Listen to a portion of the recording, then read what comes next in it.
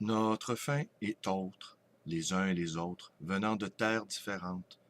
Et nous savons que nous avons une fêlure, une brisure secrète, et nous savons que toute guérison est impossible. Les charmeurs de serpents, nous les piétinons. Ceux qui prétendent en savoir plus long sur notre propre horizon, ceux qui se targuent de trouver des raisons que nous avons censé éviter. Notre fin est autre, et ne dit-on pas qu'il vaut mieux un désastre qu'un désêtre? Bonjour, bienvenue dans ma bibliothèque. Nous sommes à Montréal le 8 septembre 2012. Mon nom est Bruno Lalonde et aujourd'hui, je vais vous lire sans doute, si j'ai le temps, mais j'aurai le temps, un très court poème de Jean Follin consacré à l'amitié parce que je vais vous raconter deux choses aujourd'hui. La première, bon, vous savez sans doute, Stephen Harper, le premier ministre du Canada, ferme l'ambassade du Canada à Téhéran et a donné quelques jours au corps diplomatique iranien pour sortir du Canada. Autrement dit, nous les expulsons. Personne ne peut croire que Stephen Harper prend cette décision seul sans avoir reçu auparavant des ordres de l'état-major américain. Alors Stephen Harper a plusieurs buts, plusieurs visées, une entre autres, de débarrasser des oripeaux mythiques qui font du Canada une nation pacifique. Chaque pays s'invente ses propres mythes à usage interne et à usage extérieur pour mythifier ses populations et les autres pays. Et un des mythes les plus prégnants du Canada, c'est son pacifisme. Le Canada n'est pas une nation pacifique. Alors, si le Canada ferme son ambassade et expulse l'ambassadeur d'Iran, c'est que les tambours de la guerre ont commencé à résonner. Il ne se faut faire ici aucune espèce d'illusion. Ce n'est pas qu'un moyen de pression, c'est que la guerre est en route. L'autre raison pourquoi Stephen Harper a décidé de se débarrasser de cette illusion que le Canada est un pays pacifique, c'est qu'il a décidé que le Canada prendrait la tête de la restauration de la Grande Albion, qu'il ferait du Canada le leader des pays du Commonwealth. Et pour ce faire, il a réintroduit tous les symboles monarchiques possibles à l'intérieur des institutions canadiennes. Il a également rebaptisé l'armée, qui est devenue l'armée royale du Canada. On peut juger que tout ça, c'est du symbole, mais moi, je n'y vois pas du symbole. Le Canada a décidé qu'il prendrait la tête des pays du Commonwealth. Ce n'est pas innocent. Ce n'est pas que symbolique. Un peu, je vais faire une comparaison qui va en amuser quelques-uns, un peu comme si le Québec, devenu indépendant, avait décidé d'être à la tête des pays de la francophonie, qu'il serait un modèle pour la France, la Belgique, la Suisse, les pays africains, qu'il serait le leader, tant par ses décisions politiques, ses décisions économiques et ses décisions technologiques également. Ça peut en faire sourire plus d'un, mais ne soyons pas trop sceptiques.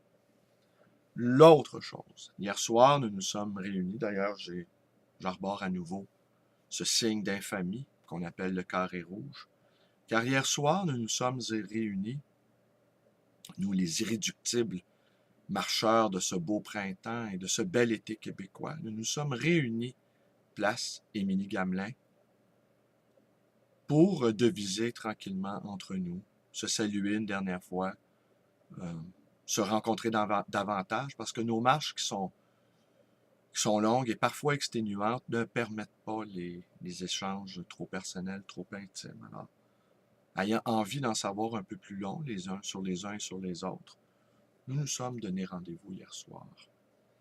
La majorité d'entre nous ne portions pas notre carré rouge et aucun d'entre nous n'avait de pancarte et aucun d'entre nous n'avait l'intention de manifester. Nous étions une petite quinzaine et ça n'a pas été long.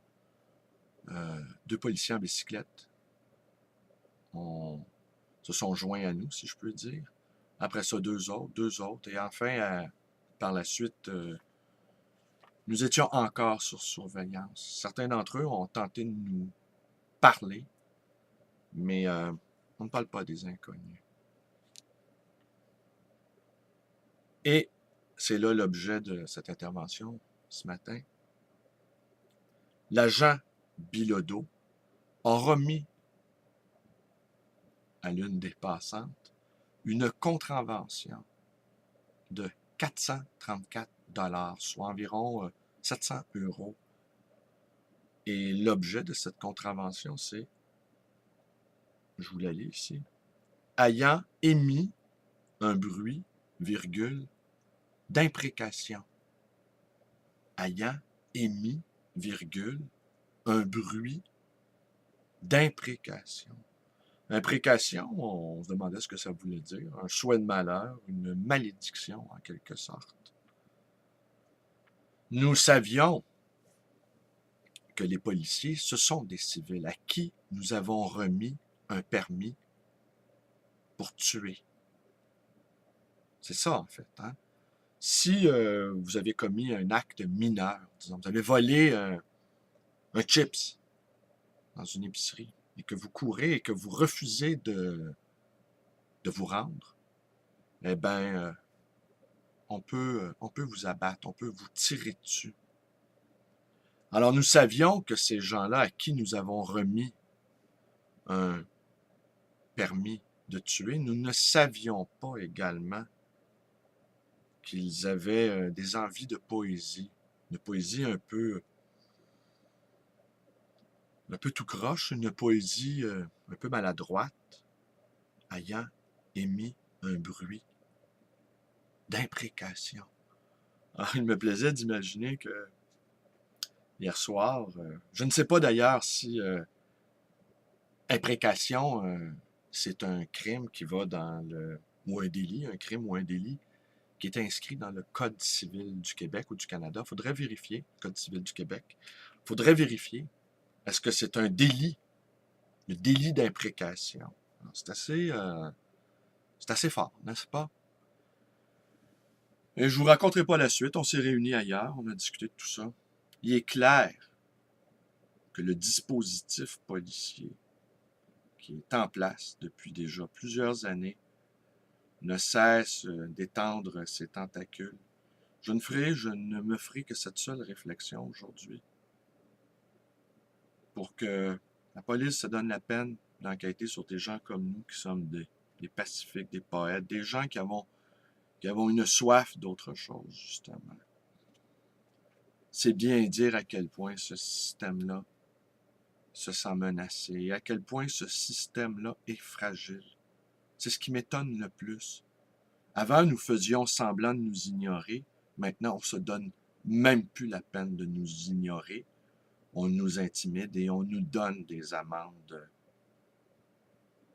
pour cause d'imprécation. Ça fait rêver, hein? Alors, si maintenant vous décidez à dire tout votre dégoût de cette société carcérale, eh bien, une amende de 434 $. J'ai offert à cette amie, militante, de témoigner pour elle parce que je peux vous assurer qu'elle n'a pas dit un mot. D'ailleurs, nous sommes tus. Autant nous avons été bavards cet été, autant hier soir, nous sommes restés silencieux. Nous n'étions pas là pour manifester. Nous étions là pour partager entre nous cette amitié que nous avons vécue tout le long de l'été. C'est assez effrayant. Jean Follin, l'habitude. Je vous quitte là-dessus, c'est un très court poème. Au bord de la table, celui-là qui fait jouer la limaille et l'aimant n'entend plus l'océan battre les schistes. Au plafond pendent des haricots qui sèchent. Les murs blancs de chaux laissent aller leurs insectes. Des gens qui se croisent voudraient retrouver l'habitude d'aimer. Des gens qui se croisent voudraient retrouver l'habitude d'aimer. Eh bien, nous l'avons retrouvé un peu, cette habitude, hier soir.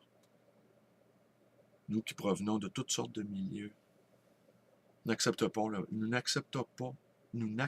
pas le monde tel qu'il est. Devrions-nous peut-être aller en thérapie ou prendre des antidépresseurs comme beaucoup de nos concitoyens qui sont obligés de prendre des médicaments pour accepter la réalité telle qu'elle est, n'est-ce pas? Et qui, parfois, il leur arrive de nous faire la morale à nous qui avons envie d'autre chose qu'une médication. Alors, c'est tout pour aujourd'hui. Je vous remercie d'être avec moi. Mes vidéos vous plaisent. Vous pouvez vous abonner à ma chaîne YouTube Bélalonde 100. Vous pouvez également me joindre ma page Facebook. Vous pouvez me téléphoner à ma librairie dans le 514-736-0999. Vous pouvez me rendre visite à cette librairie d'occasion et d'anciens, le Libre Voyageur, dans le quartier Côte-des-Neiges. Et si vous avez des commentaires et que vous souhaitez que je les partage sur YouTube, eh bien, envoyez-moi un mot à belalonde@aei.ca. Ça me fera plaisir de partager ça avec nous. Merci et bonne journée.